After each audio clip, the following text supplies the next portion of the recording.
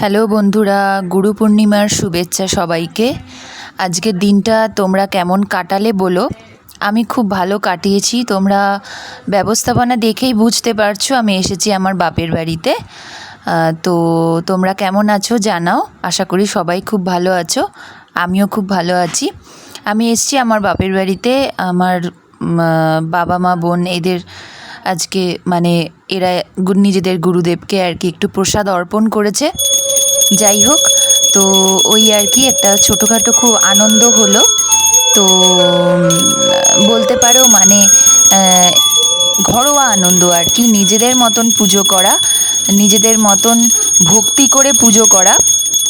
কারণ পুজো করা মানেই যে শুধুমাত্র পুরোহিত ডেকে ঘটা করে তা নয়, পুজোটা সম্পূর্ণ ভক্তির ব্যাপার।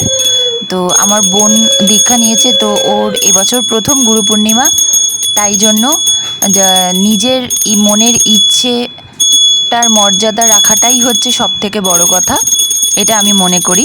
আর ভক্তিটা তো অবশ্যই নিজের মনের ব্যাপার। আর যা যা দেখছো সেগুলো সবই কিন্তু নিজের ইচ্ছে অনুযায়ী।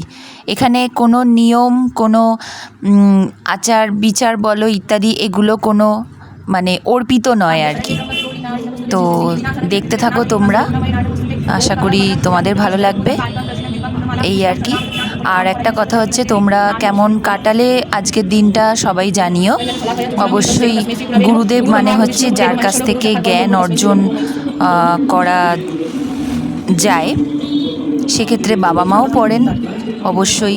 আমাদের শিক্ষা তো প্রথম ঘর থেকেই শুরু হয়। আর গুরুদেব হচ্ছে বা গুরু মা হচ্ছে যিনি আমাদের পথ দেখান।